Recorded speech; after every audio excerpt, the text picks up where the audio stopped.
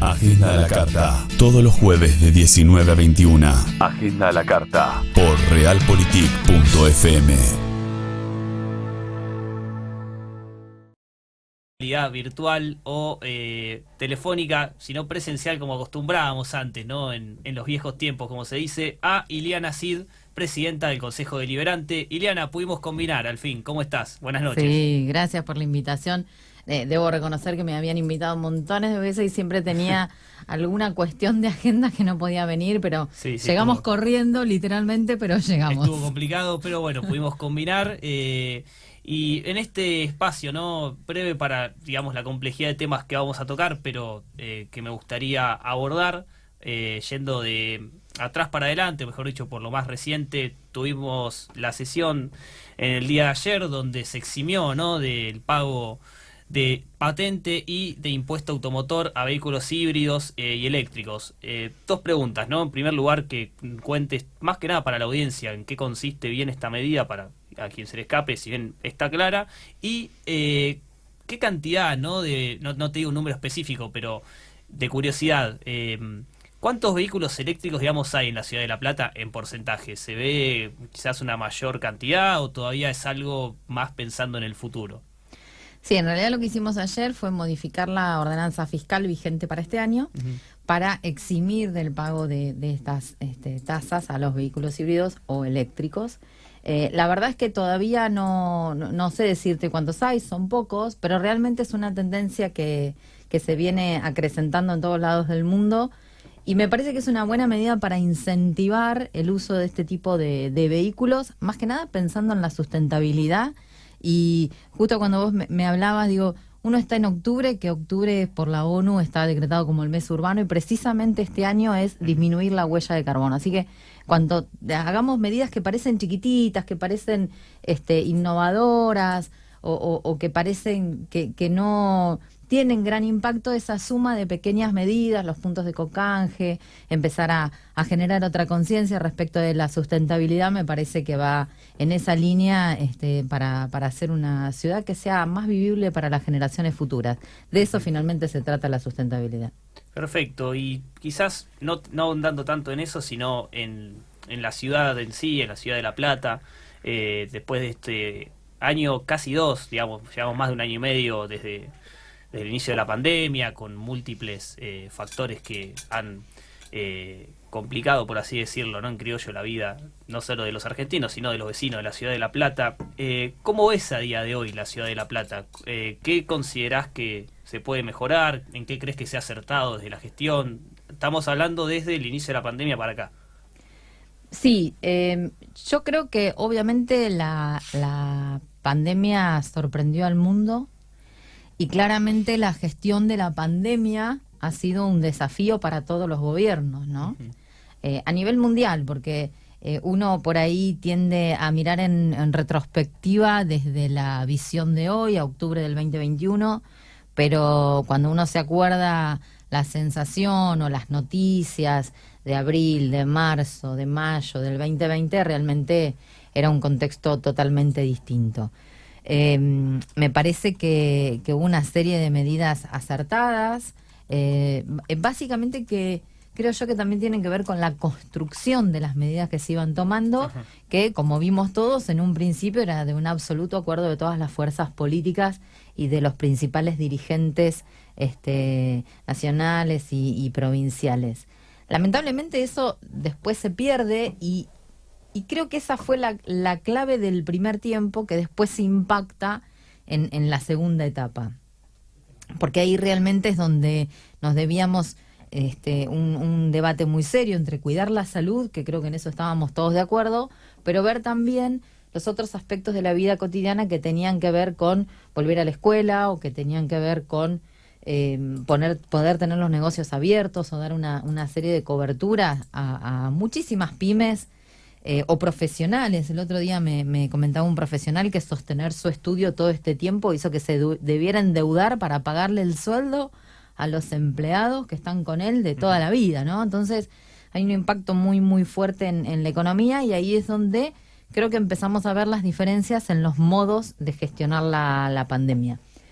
Yo creo que en nuestra ciudad tuvimos la fortuna de tener un intendente que muy rápidamente iba captando esas situaciones y muy rápidamente iba tomando medidas. Si uno mira el año pasado, cuando él decía, por favor, dejen trabajar, o cuando presentamos sin fin de protocolos a la provincia para que nos permitan las aperturas, o cuando pedíamos desde el Consejo Deliberante que los psicólogos pudieran atender, me parece que ahí hubo un entendimiento muy rápido de lo que estaba necesitando la sociedad y de qué estaba pasando en todos lados del mundo respecto de la pandemia, con estas aperturas y cierres que eran muy dinámicos, ¿no? Yo recuerdo ver en el Reino Unido momentos de apertura, momentos de cierre, pero que iba en función del estado de la situación sanitaria. En eso creo que nuestro intendente fue muy rápido, muy despierto, muy preciso y muy focalizado en lo que había que hacer en cada una de las etapas.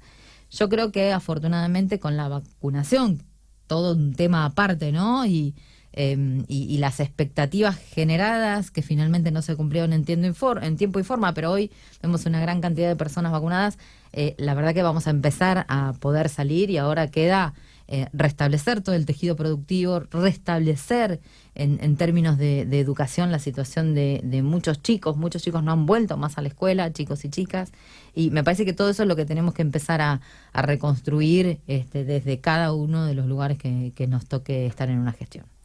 Tal cual. Y bueno, mencionabas al intendente, quizás también su forma de gestión. Digo, es un poco temprano para pensar en el 2023, vamos a dejarlo quizás no tan a largo plazo, pero sí a corto.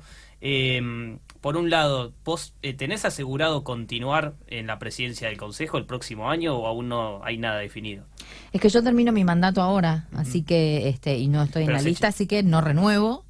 Yo el 10 de diciembre dejo la banca en el Consejo Deliberante, pero sí hemos charlado con Julio, ni bien cerraron las listas, y el compromiso es seguir trabajando en este equipo de trabajo desde el Departamento Ejecutivo. ¿Algo que se pueda adelantar o todavía no hay nada definido?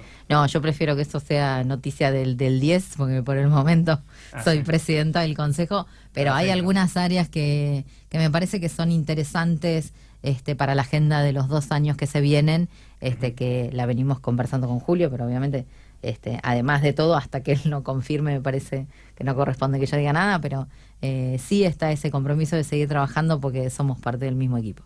Bueno, en cuanto a Julio Garro, también él manifestaba, ¿no? Dejaba entrever que le gustaría realmente, esto vuelvo a repetir, falta para 2023, pero que no... que se ve realmente encabezando una lista, siendo candidato también a gobernador. Esto lo hablábamos con Juan Pablo Alan hace 2 bloques atrás, y le preguntábamos por esto también. Él manifestó, ¿no?, que Garro es un muy buen candidato para la provincia, pero en caso de obviamente él ir como gobernador, se terminaría cualquier posibilidad, incluso de que se presente una tercera vez. Es decir, es mucha especulación, pero bajo ese escenario fáctico, ¿no? ¿Vos tenés intenciones, por lo menos a día de hoy, de en algún momento candidatearte para la intendencia? Oh, qué pregunta, sencilla. Mirá, yo creo que, como bien vos decías, faltan todavía muchas instancias para llegar al 2023. Siempre, perdón, aclarando eso, ¿no? Porque digo, sí, si no parece que uno quiere ya a día de hoy hablar de 2 años para adelante, pero bueno, la realidad es que queda un año de transición que se pasa volando y también, digamos, se va siempre mirando un poco para el futuro, ¿no? Sí, me parece que la respuesta tiene 2 aristas. Por un lado, la principal y el eje rector, que es ¿qué es lo que está hoy en la agenda de la gente? Y hoy en la agenda de la gente me parece que está cómo se reactiva la economía, cómo llega a fin de mes, cómo puede ir al supermercado y comprar las mismas cosas que el mes pasado, cómo están los chicos y la educación, la inseguridad. Parece que nosotros como eje rector tenemos que focalizarlo en eso. Pero no le quiero esquivar a la pregunta. También creo que en términos de la política falta mucho para el 2023. Falta esta elección, obviamente, del 14 de noviembre. Falta la reestructuración, que en parte ya anunció el el intendente Garro, falta ver cuál es su futuro político. Él tiene una profunda vocación por la política y así lo expresa y así lo vive y así nos lo contagia. Y después, siempre trabajo en equipo, siempre soy parte de un gran equipo y así como me tocó en algún momento presidir el Consejo Deliberante, en esta etapa me toca no estar en ninguna lista. Sí, quiero ser parte del equipo que transforme la ciudad. Eso sí lo tengo muy, muy claro. Y después el lugar personal de cada uno puede variar, pero me parece que ser parte del equipo que transforme la ciudad, eso es lo que tiene más valor para mí. Perfecto. Y hablabas, me quedo con algo más allá de todo lo que venís mencionando, con algo puntual que es la agenda de la gente, ¿no? Y tuvimos en la noche de ayer, justo el mismo día que la sesión, ¿no? El debate televisivo, digo, partir en dos esa pregunta.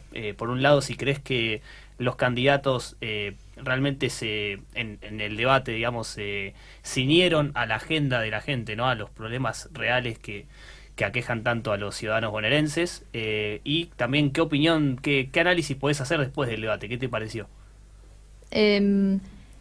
Yo creo que en parte sí, me parece que los candidatos en líneas generales estuvieron cercanos a la agenda de la gente, pero esa agenda me parece que cuando uno entra a mirarla en profundidad, no solo tiene que ser una enumeración de cosas, sino además cómo hacer esas cosas y cómo fundamentalmente creo lograr los consensos necesarios para hacer esas cosas.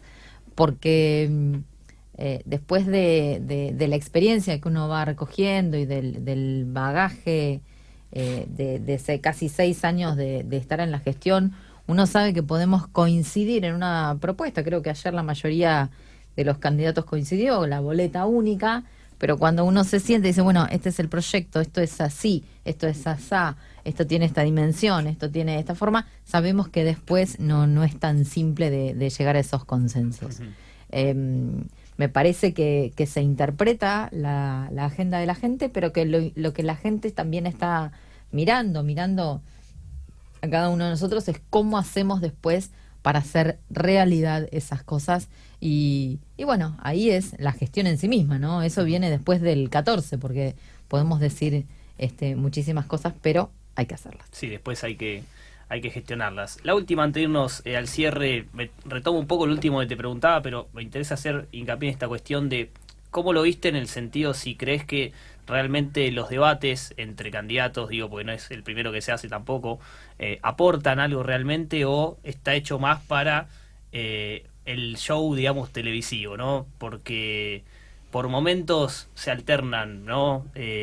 Pasajes donde se definen propuestas concretas y otros donde hay más chicanas. Vimos ayer, por ejemplo, el que dio la nota, ¿no? Que fue José Luis Espert, con algunos comentarios que, digo, así como a ciertas personas les pueden parecer ofensivos, a otros quizás lo alientan más todavía. Entonces, ¿cómo podés, qué opinión tenés? Perdón que me rebusqué con la pregunta, ¿no? Pero ¿qué opinión tenés de los debates en sí mismos, de la funcionalidad de los debates?